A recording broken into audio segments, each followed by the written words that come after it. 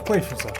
Tu les as sûrement déjà vus à la télé, les nageurs juste avant de plonger se mettent des grosses tartes sur le corps. Je pense peut-être que c'est un rituel bizarre ou alors une façon de se mettre dans un mood de guerrier. Eh bien tu vas voir, c'est super intéressant. Tout d'abord, ces claques ont une vraie utilité physiologique. Elles servent à activer les muscles. En fait, quand tu te tapes sur les bras ou sur les jambes, ça augmente ton flux sanguin. Résultat, tes muscles reçoivent plus d'oxygène et sont prêts à exploser dès les premiers mouvements. Les muscles bien oxygénés réagissent plus vite et avec plus de force. Et dans une course où chaque centième compte, ça peut faire toute la différence. D'ailleurs, tu sais, on les voit aussi rentrer avec des grosses doudounes. Ce n'est pas parce qu'il fait froid, 2 minutes après ils sont en maillot de bain. C'est pour garder leurs muscles le plus au chaud possible. Je l'ai fait rapidement, en fait, plus tes muscles sont chauds et plus tes vaisseaux sont dilatés, et donc plus tes muscles sont oxygénés. D'ailleurs, on ne voit pas ça qu'en natation, on peut aussi le voir en athlétisme sur des concours qui sont parfois très longs.